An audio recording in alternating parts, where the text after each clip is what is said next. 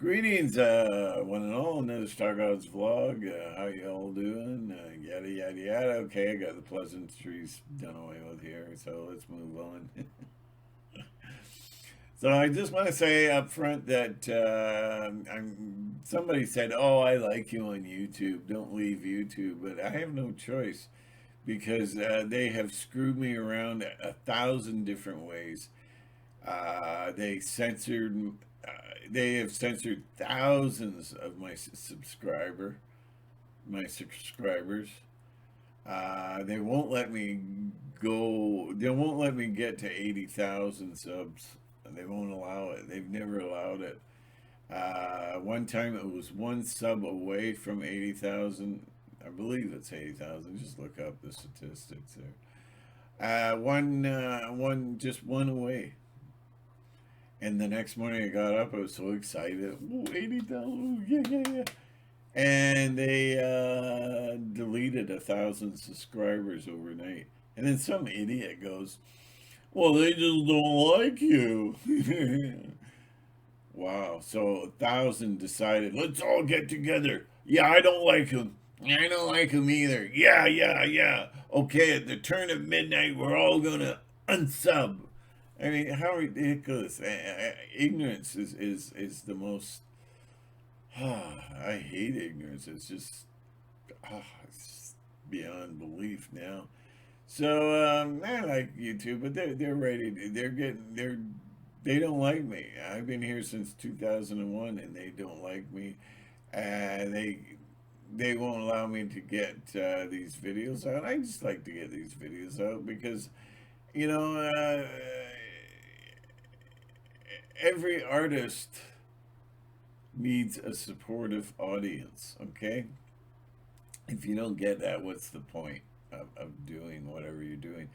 And that's what the point I am now is that what's the point? I don't know why I'm doing this. I don't know why I continue. And every video is very, very hard. It's not I just upload a video. I do a video and just upload it to YouTube. I got a lot of things that need to be done and BitChute, and I gotta load that and load the other one. Half the time they don't load. And BitChute is bad. It only allows, it's very unprofessional, only allows two megs. Not 2 megs, 2 gigs. Sorry, I'm kind of tired. Um, it only allows 2 gigs. And then I gotta redo the video, and then I gotta. There's a list of this long of things I gotta do. So I want to kind of get away from YouTube and rely on my platforms, especially UGE.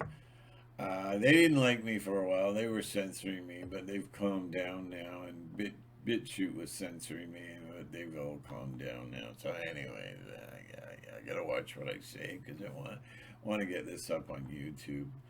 So I was thinking about Mr. T. Who we all know who Mr. T is, and he has his rallies where he sits and he does his Mussolini look. You know. Anyways, his place got raided, and now we're gonna find out what kind of leader he truly is because he's been a coward so far. Now we'll see if he's got any chutzpah, if he's got any manliness within him, if he's got any kind of strength of character. We'll see what he does. So far, he's done nothing. He's dropped these little hints like, oh, terrible things are going to come about or something. Just really vague, cryptic remarks. I can't think of any to quote, but yeah, he's been a complete coward. He's just, so he'll get out there and he'll huff and puff, but he ain't blowing no deep government's house in. There'll be no charges. Like he won't lay a charge again because I predict he's going to be a weakling. He's full of bravado, but he's got nothing other than that. He's got nothing other than his El Duce performance. That's all he's got. He's already cryptic threats that don't even make sense because they're so cryptic. They're so vague. It's like, but I don't think he's going to do anything. And So we'll see how that's going to be interesting to see if he. It's high noon between him and the deep state. So can I see that on YouTube? Deep state. I don't know. We'll see how it goes. So I want to talk about God, and I like. Dana, I gotta really, really gauge what I say here, or I'll be in trouble. I like what John Lennon says. Uh, God is a concept by which we measure our pain. I'll say it again. You know, and that's what God is. God is a concept. I don't know if I believe in God. I don't know. I'm looking. I'm looking. I'm always hoping to find God, but it's hard, you know. In this age of suffering, it's very, very hard. But I have a theory I want to share. Now, it's just a theory, and I'm not sure if it's true. But I want God to exist. I'm not sure if God exists, but I want God to exist. I don't hate God, you know, and I'm not trying to rebel or anything, but where do we find God? We find God in the Old Testament. Okay, so we find God in the Old Testament, who is a Jewish God. I'm not Jewish. I'm not Jewish. And so this Jewish God, Jehovah, is, well, he's not the real God, according to the original Christians that were the Gnostic Christians that were silenced, exterminated from the earth, burned at the stake with all their scriptures, absolutely removed from history. But they've been making a comeback because somebody buried a lot of scriptures, and now they were dug up in 1945, I think it was. And everybody's like, it's waking people up like, wow. It's none of this children crap that you get from the Catholic approved. They approved the Bible that you believe in, that you will die for. They chose what scriptures are going to be in there. The Book of Enoch was very, very popular, very, very popular. But and they should have had it in the Bible, but the Catholic Church went, nope, too much truth. Get rid of it. We want little children's stories, you know, about Jesus in the manger. He had all toes, and you know, just absolute crap. So if we examine who God is, they always make it the Old Testament. The Old Testament are stories. I found a scripture, but geez, I can't find the reference lately. How convenient. Um, that the entire Old Testament, and I found a scripture from the New Testament too, is analogies, or not analogies, they're, what do you call it? Mythical stories that represent different ideas of truth and stuff. But these were all, usually you find most of the Old Testament is based on Sumerian texts that were written 6,000 years long before the Bible. And what the Bible has done, what the Hebrews have done, or they have plagiarized them. The story of Adam and Eve is there. It starts with Sumer, the city of Sumer in the Mesopotamia. They talked about Adam and Eve. They talked about creation, and their idea of creation is a little different. And it's heavy. It's heavy. You'll find out why we're here, and it's not a happy thing to know, but that's why they censored it. Reincarnation is completely censored from the Bible, even though every religious culture that I can think of believes in reincarnation, or except maybe the Jehovah's Witnesses. But it's all been recopied. It's stolen. It's stolen. If this was modern day, the Christians could be charged with what do you copyright infringement, because they stole it all from the tablets. It was all written on these clay tablets by the Sumerians 6,000 years ago, long before everything else. And they talk about the flood, and it's all the same. It's just been lifted and renamed during the copy, and a little bit, a few things added to liven the story up. But they're analogies. I think that's the word, an analogy. So it's all fictional. It's all stories, but they're to teach you and give you higher knowledge. If you recognize the metaphorical symbols, it's all symbolic. Wow, the knowledge that can be gained is unbelievable. But if you take it literally, like Humpty Dumpty sat in a wall, Humpty Dumpty had a big fall, all the king's horses and all the king's men couldn't put Humpty back together again. If you take that literally, you're going to have expeditions going around the world looking for the shell of Humpty Dumpty, pieces of his shell, and maybe some yolk that and all this. It's ridiculous, isn't it? Humpty Dumpty represented, he sat in the wall, which represented the division between the Roman Empire, between the West and the East. And it fell down, and it's never been able to, both West and East have never been able to come together again. All the king's horse, all the king's men, that's all the kings of all the earth for all this time have been trying to unify the Roman Empire, and it doesn't do it. But if you're going to stick to the literal, oh, there was a Humpty Dumpty, yeah, then you're missing out. You're absolutely missing out. So in the Bible, we have Jehovah, which was originally, I think, with Yahoo was his name. Anyways, it's God of metal, the god of metal, who prefers, what's the metal called? He prefers a certain metal. Oh, shoot. Which has a lot of meaning, a lot of deeper meaning. And you just like go, wow. He's the god he's a mercantile god out of Canaan, the land of the Nephilim. And they stole that god, the mercantile god, and then they padded him all up and made him god of the universe, and he's not. He's not. The original Christians say that he is a sort of basically a wannabe god.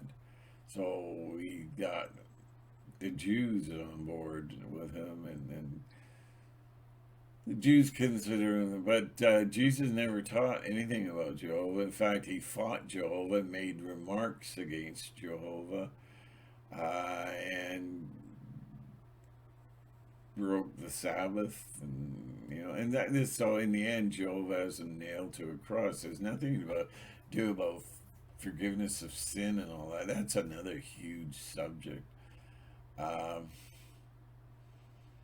It's just all to keep us in a box of guilt, remorse, to keep us controlled, and only He can forgive you because of the bloody sacrifice. You have to drink His Son's blood and eat of His flesh. And it was, He had His Son beaten and tortured to death until almost the point of death, then nailed to a cross, to bleed out like a farm animal for slaughter. Wow. But there's another God you'll see, the Father in the Old Testament. You'll find Him once in a while. He's the one who says, come, let us reason together. That's not Jehovah. Jehovah is, thou shalt not. Or you're going to burn to death in hell. You're going to scream and go hysterical for all of eternity, which there's problems with that too. There is no real evidence of hellfire being in the Bible being used as punishment for the wicked. And why do you punish somebody? You punish somebody to correct them. But if hell is forever and ever in the lake of fire, there is no correction. There's no learning involved. There has to be an end point where you say, "Oh, I never want to do that again. I've learned my lesson." No, there is. It's forever and ever. And how a God of love can allow that is beyond me. So you have the Father. Basically, Jehovah is a fake God. He's a God wannabe. He is the evil creator. The early Gnostic Christians, the first Christians, felt that Jehovah, when I say God, I mean Jehovah. Jehovah was Satan in the flesh. So that nowadays, by proxy and by bait and switch, you worship Jehovah, you're worshiping by proxy Satan. There's a lot to learn about this, and so I don't know. Is there a God out there? Well, according to the Gnostics, God basically was shattered into millions and millions of shards of light, which we call sparks. And everyone is born with a spark of God within them.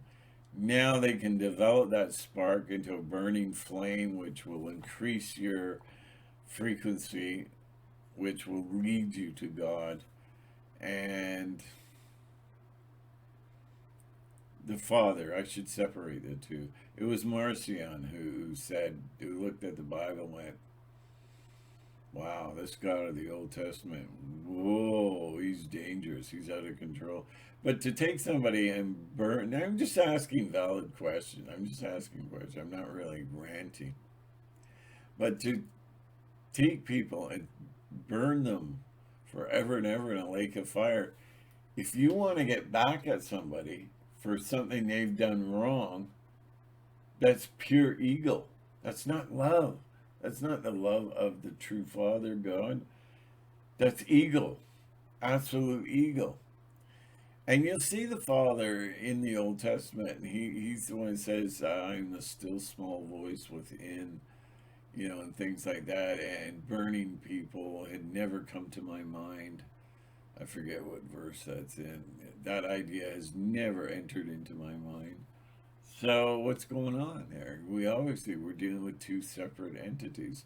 One is the Father, Jesus, who Jesus did everything to promote. And Jesus denied Jehovah. Absolutely denied Jehovah. And so in the end, for his sin against Jehovah, he was nailed to a cross under Roman punishment. And a lot of stuff was padded in the scriptures. A lot of things were entered into the scriptures. And then we have the Apostle Paul, which all Christianity comes from, because he heard a voice, and the voice told him what to teach people with doctrine. So all the sayings of Jesus that I adore were all thrown out and replaced with doctrines of Paul, doctrines of men. And you've got to understand how to read the Bible. Everybody's talking about the rapture, and Paul says, well, the rapture will come when there's a great falling away. And the great falling away means the falling away from spiritual truth. Who felt he had the only spiritual truth was Paul. Paul was at odds with the followers of Jesus. He wanted them to refer to him and accept him as another apostle. And they said, "You didn't walk with Jesus. You didn't listen to Jesus. You didn't, fill your soul with Jesus. You heard a voice on the road to Damascus, and we don't believe you." They were that out. So in the Galatians, he curses the apostles. According to him, they're not going to be saved. They're cursed. And the great falling away that was already taking place was they were falling away from his doctrine. The church of Ephesus put him on trial and denied him and said, "You're no apostle."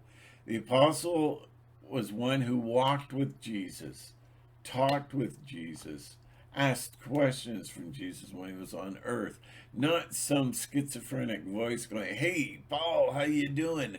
This is your ego talking. This is how you're going to build your ego. Anyways, I'm not trying to, throw mud or anything. I'm not doing that. I'm just saying these are things that I have thought about. And I've thought about, is there a God when you have unbelievable suffering in this world? Most people don't even know what suffering is because they've never suffered. They go to work and they function and they do good, but suffering is more or less when you have a child who has leukemia, who's dying in the hospital, coughing up blood. That's suffering, okay? Um, I have I have a family member who went to the war, lied about his age, said he was 18 when he was 17, and he would get drunk and tell me stories of World War II that some of them I can't even repeat, but one I can repeat is his platoon or whatever you call it, with his men came across a 10-year-old girl, and the 10-year-old girl was all happy and glad to see him. And they started pulling down their pants and working her over sexually for hours until she died. I've heard a lot of these female victims. They went insane. They ended up in institutions for their insanity. That's just nothing. That's just nothing. But that's suffering. It still is suffering. But I could tell you stories that are far more depraved than that. It's an intense, unregulated suffering that we live with every day. But a lot of people don't in this country. They're so spoiled. If the hair dryer doesn't work, they're saying that's the apocalypse coming. It's much like that TV series Westworld. They're these robots. They're hosts to a town that's fake, doesn't really exist. It's just part of a program, and they welcome in the visitors. And the visitors are rich men who pay a lot, and they come in with their cowboy hats and they play cowboys, and so they rape, murder, pillage, create intense suffering, and they suffer. These robots have a consciousness and they suffer. But these robots, when they suffer, it sounds like reincarnation because they go to get fixed and then they come back again. Um, they suffer unbelievable. Their kids are killed and murdered, and but they don't know who they are or where they come from. Sounds familiar, doesn't it? That show, I would recommend it. It's a little pornographic. There's lots of nude scenes, and so I wouldn't watch it with the kids. And the swearing is pretty bad. I wouldn't watch it with the kids, but it needs to be watched. It reveals a lot of truth that I think, and it reflects exactly what we're going through today. We're all programmed. I could take you right now, and I with a stopwatch, and all I need is about 15 minutes, and I can absolutely prove to you that this is a simulation. This is some kind of programming, and I can prove that there's algorithms out there that are just like that. Okay. Now I came up with a word that best described everything that I'm trying to tell you right now. And the word just went out of my head. That's part of the control system. That's part of the control system.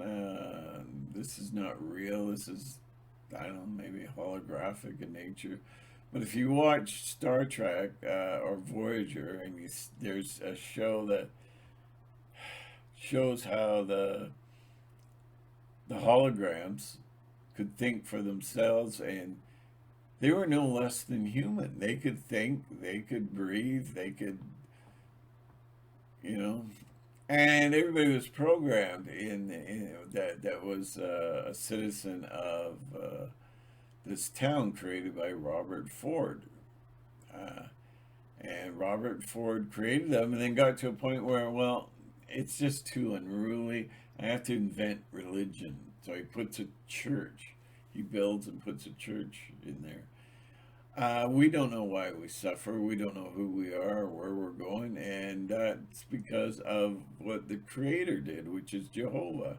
Jehovah created the flesh, but the spirit comes from the Father. It's a long story. I need not explain it.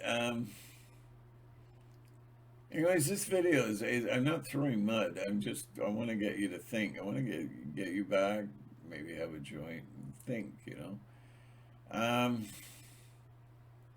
So he had a very cruel, depraved world of evil.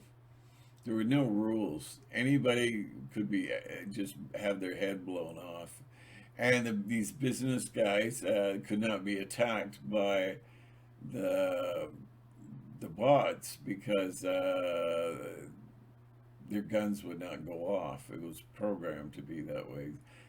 What is it? The safety setting, as you see in the hologram in Voyager, has safety setting, like, but it's reversed. No, it's not reversed. It's set so they can't be harmed by the bots. Okay. So I've been thinking, with all this insane suffering where people are crying, they're ripped apart, they're suicidal. I'm not talking about these people that go to work and they come home, they eat and they sleep. I'm talking about real people that suffer. There was a woman I knew, worked for some rich people and was totally mistreated. This was in Africa. She had, I think, a little boy she had to feed, so she had to work for these people who abused her. She was forced to eat her excrement, well, basically her poop and her urine. And if she'd throw up, she'd have to eat the dogs. She was tortured and raped. And you have no idea. Most of you watching this have no idea what suffering is. Um, I'm talking about pure, unbridged trauma. The trauma that literally takes your brain and tears it to shreds. People don't get it. I can't even describe it because you won't get it anyway. So what is God doing? What is this Jehovah doing? Like, he's sitting back and he's waiting for people that he can huck into hellfire. That's pure ego. You hurt me, I hurt you. That's pure ego. Um, and Jesus is a avatar. Jesus never existed. Jesus is an avatar with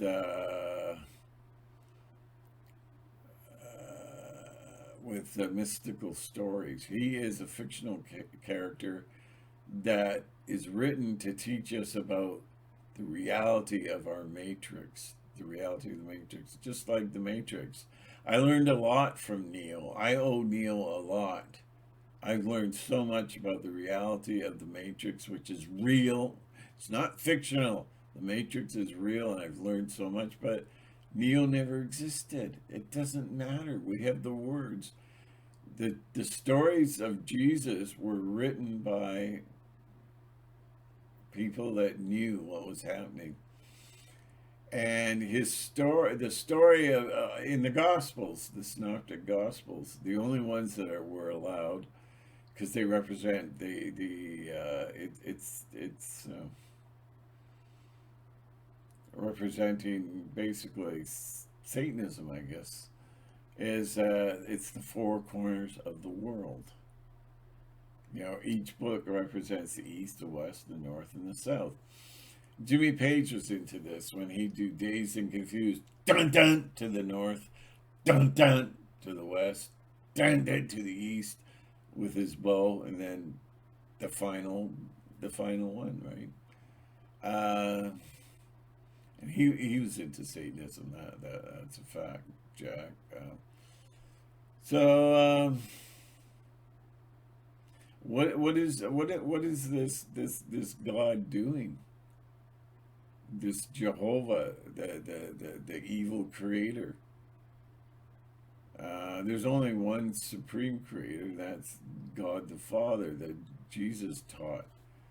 And rebuked Jehovah in a lot of ways. If you listen to him and his story, it's all against Jehovah. And a lot of stuff's been added by Rome in there. A lot of stuff to get you completely against the Jews. But I don't know, even Jehovah had problems with Jews. I don't know. It's a pretty big brush that the Jews are painted with. Look up Hosea, where Jehovah, his attitude towards the Jews, his own children, not good, not good at all.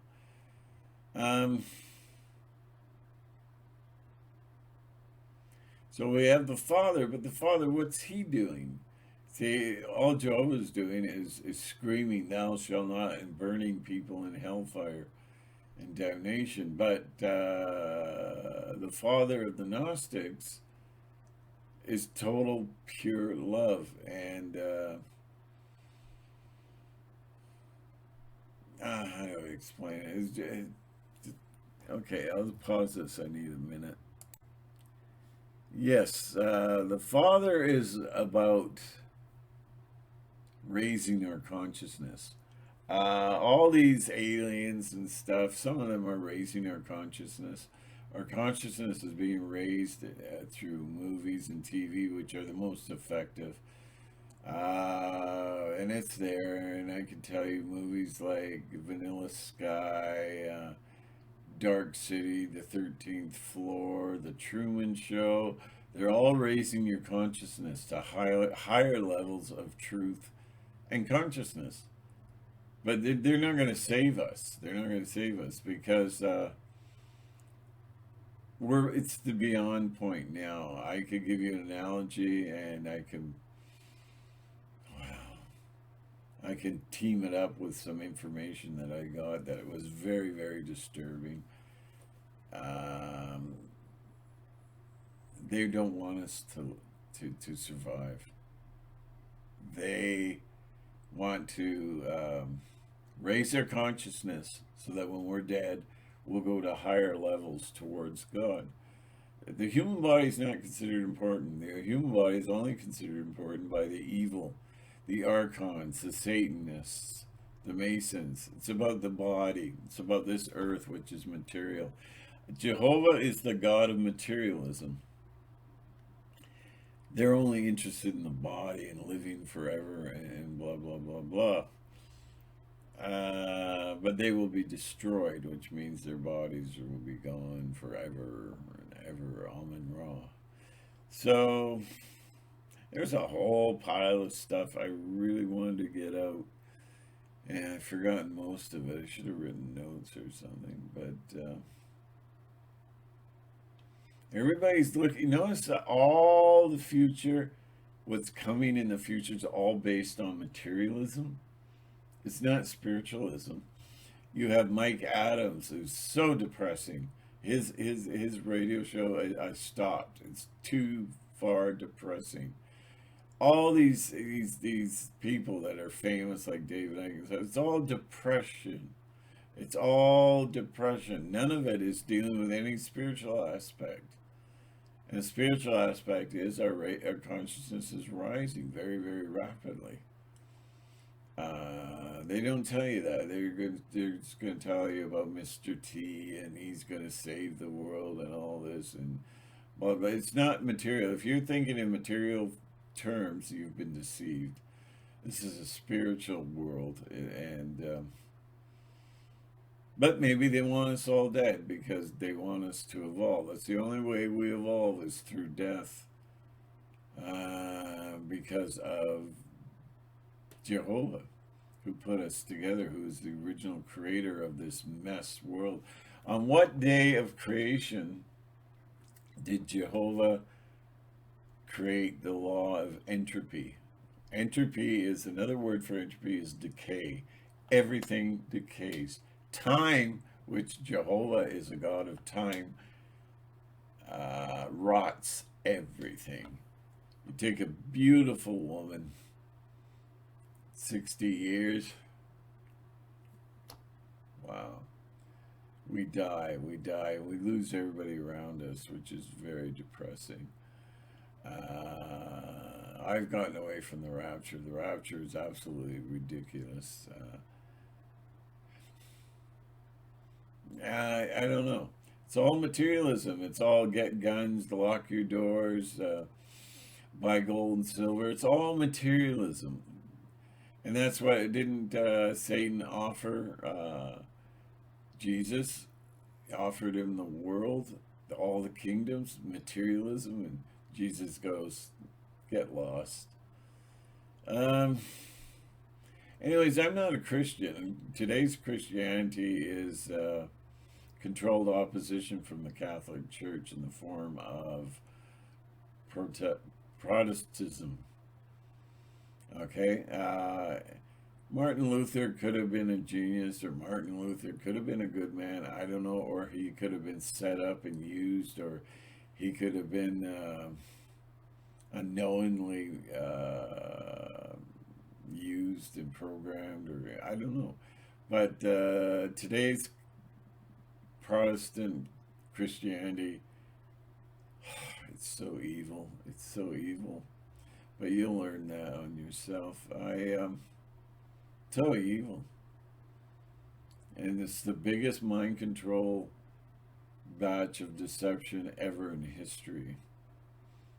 Ever. And it started in the Garden of Eden when Jehovah lied to Adam and Eve. Totally deceived them, totally tricked them, lied to them.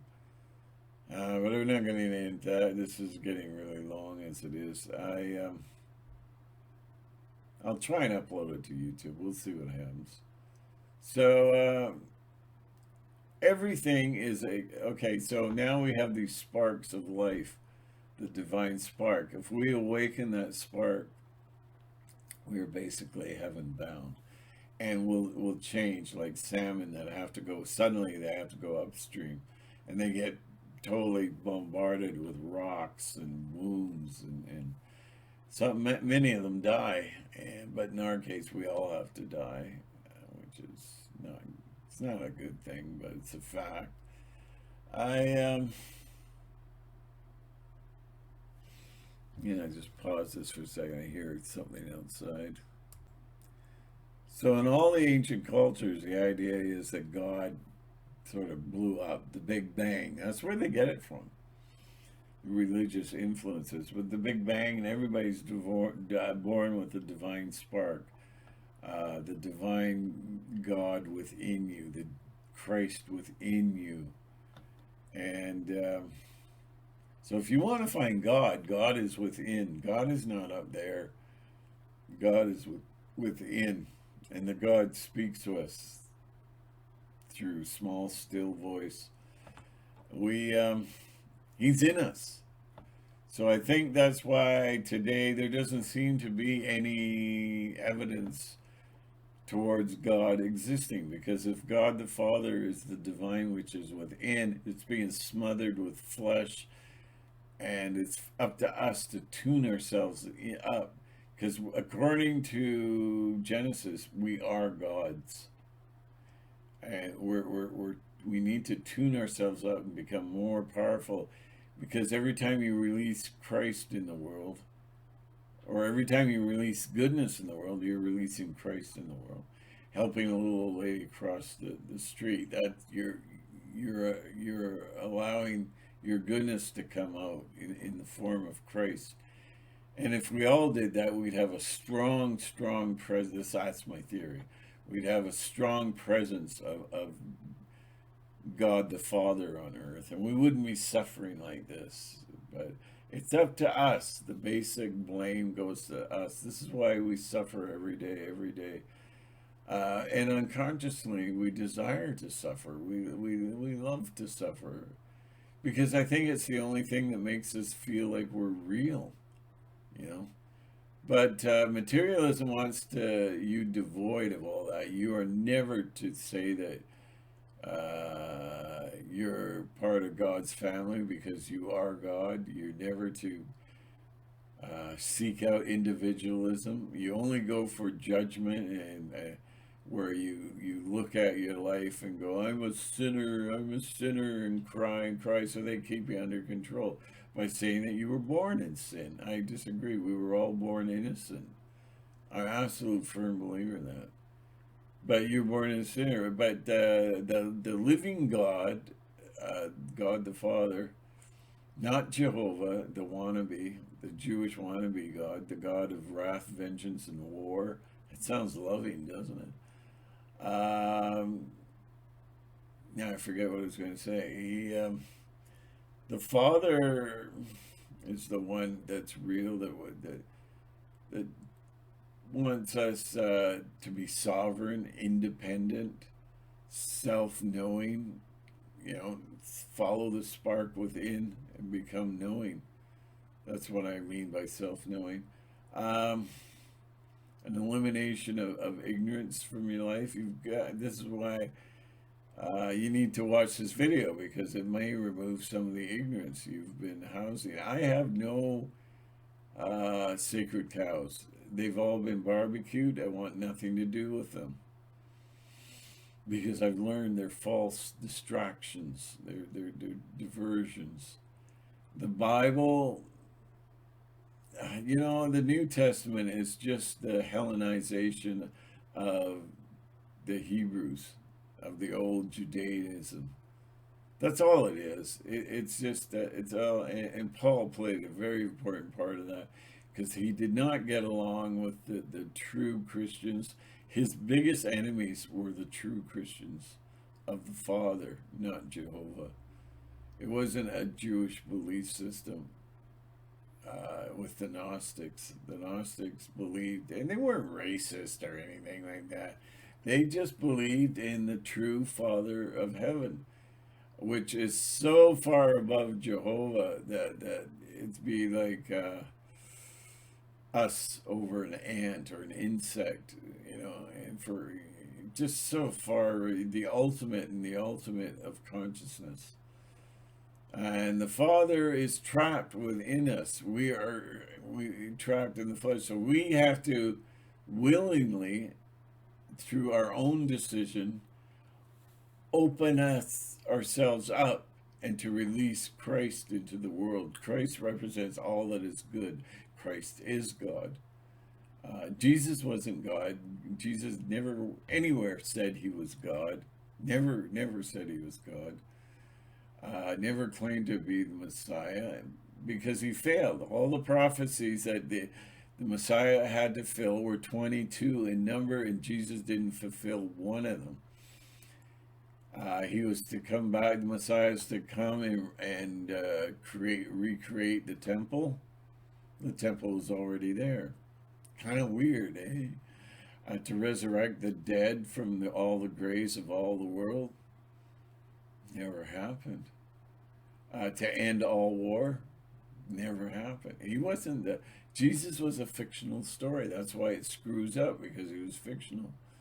Christ is real. Christ is the anointing. Christ within is the original doctrine that goes all the way back to the Garden of Eden. And it goes back before Atlantis, Egypt, all of these. They weren't the bad guy. They weren't Satanists. They all worshiped the truth. And that is divinity within us. And learning to explore this divinity, to raise our consciousness, to release this divinity in the world and put an end to evil. If that's how it works, I don't know. That's my theory, that the divine spark is covered with a wet blanket called flesh. Because materialism is materialism is Satanism. Our flesh is evil.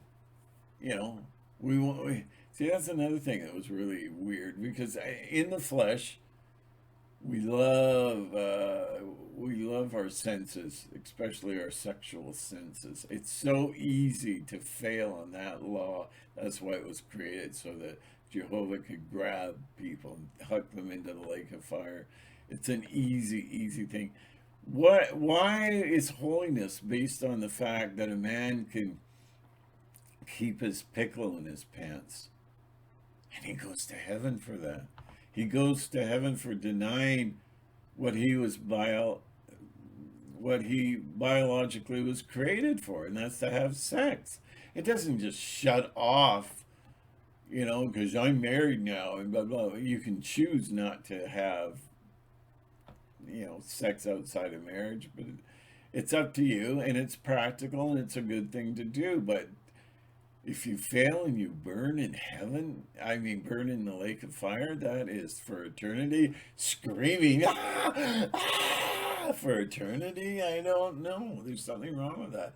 And now we have Jehovah who teaches this, who say, you have sex outside of marriage, that's it, you're going to burn. Really? Because Jehovah had sex with Mary. I don't get that. I don't understand this hypocrite God had sex with Mary, and that's how Jesus came about. Because Jesus, and it describes his shadow of his power, which figure out what that is that's being talked about, overshadows Mary. But so it was pretty bad. Hey, Mary, lock the door, kind of thing. Hey, like that's pretty bad. This is the God that tells us you have sex. Mary was engaged to Joseph. He stole another man, and he got the angels to tell Joseph to back off. Wow, there's a million of these things I could tell you. But I'm telling you this, Jehovah is actually Satan. Jehovah is the father of materialism. So when Jesus was being tempted in the wilderness by Satan, he was actually being tempted by Jehovah. He says, hey, it's all yours. You're my son. You can inherit all this. And so remember, materialism is the enemy. And all the news is based on materialism, nothing spiritual. We're all going to blow up and die. And maybe we will. I don't know. But I just found out some information that was devastating. Absolutely devastating. I just was like, oh my God, is that true? I haven't been the same. I've been altered mentally. And I just, wow. Is there going to be intervention? I don't think the UFOs are going to come and save us. I don't think Mr. T is going to make it all go away. I don't believe there's a rapture, and I don't believe that the Palladians are going to save us. We are responsible. And as frightening as that is, I kind of like that idea of we are responsible, not God the Father. The Father's not responsible. The Father's been trying to raise our consciousness for you, but we refuse it. We reject it. We want our drugs, sex, rock and roll, and we need to suffer because that's the only thing that makes us feel like we do truly exist. And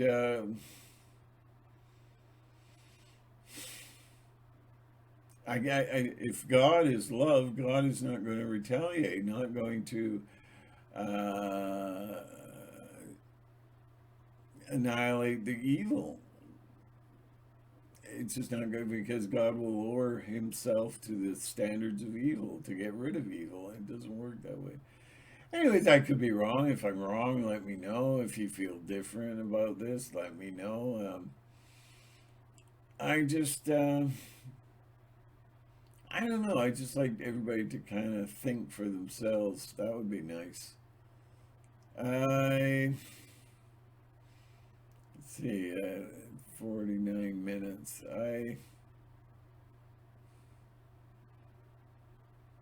Are we going to be happy after death? Now, I'd like to present something to the guy who does, I never remember his name, Forever Conscious Research. He says that when everybody dies, based on the the fact that these near-death experiences, they all go to like a parole board, and they're ready to go to heaven, some of them, and they just don't. They're sent back into the reincarnation matrix. But I want to suggest to him, if he should be listening, this is horrible news. This means nobody gets that. Do you go before, if you have an out of body near death experience, do you go before the throne of God? No. You go to a parole board, a spiritual parole board that examines your life and goes, well, that time you didn't help the old lady across the street. Well, she tried on her own. She was hit by a car and died. It was your fault. You need to go back, be reincarnated, or we will have you revived, and you go back, and if you're reincarnate into her family, make up what you've done to her, which is ridiculous.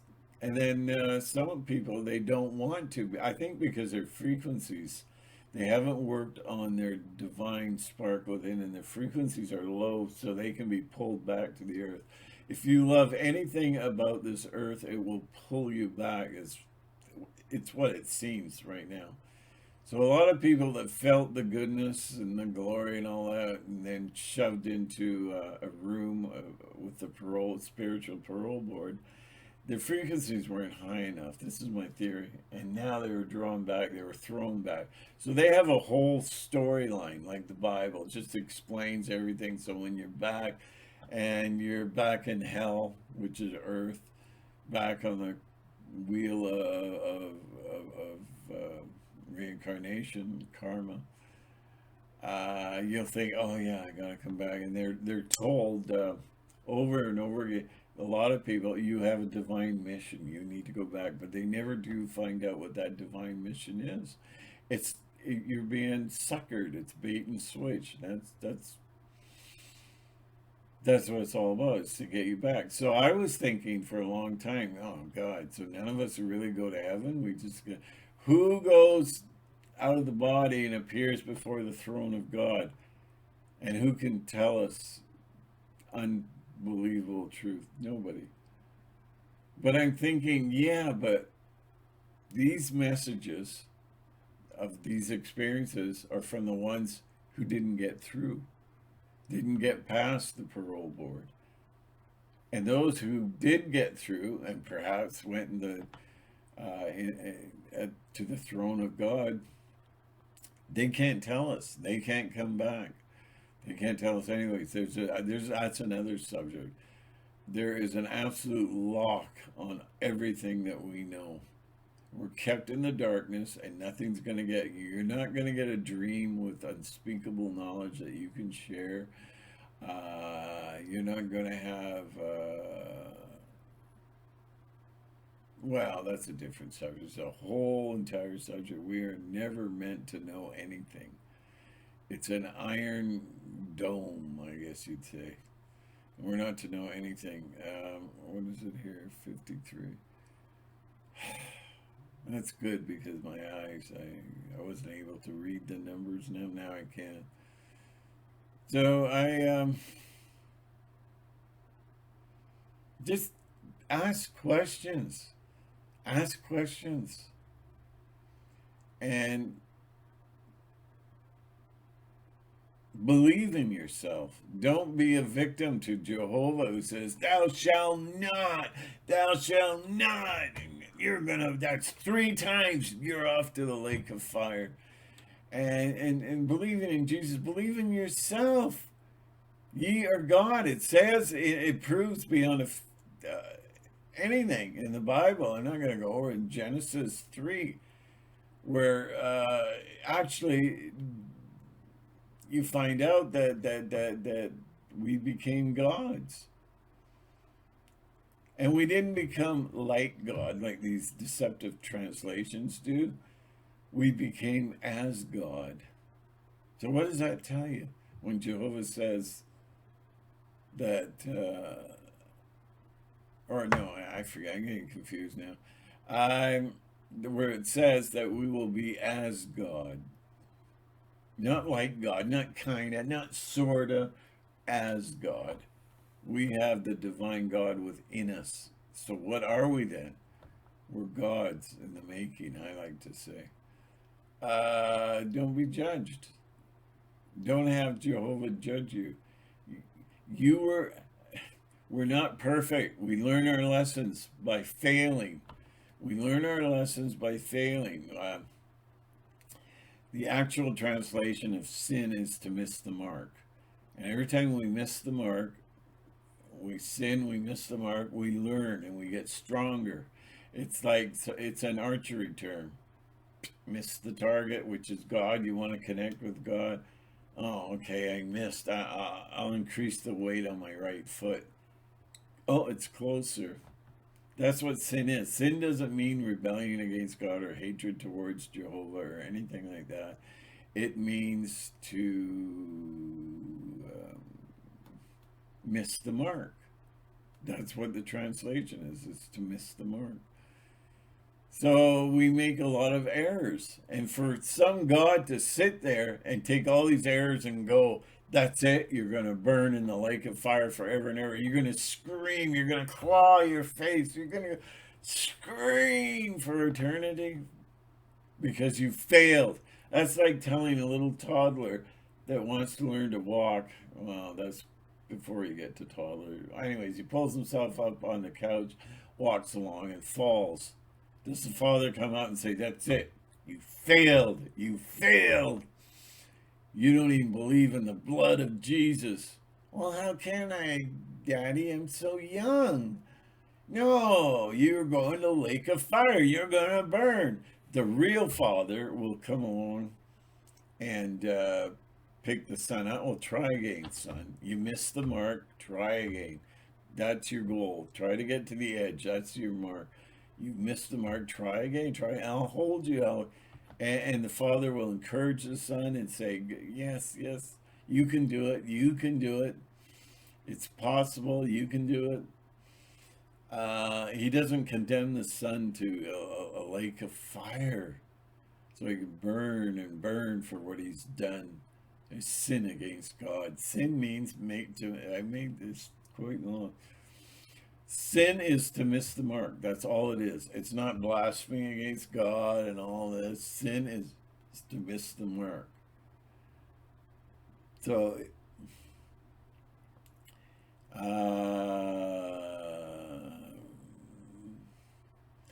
and the major sin is to, wow, that's a different subject. But anyways, you miss the mark and you learn and you're getting stronger and stronger and more focused. And you're learning who the real Father is of us.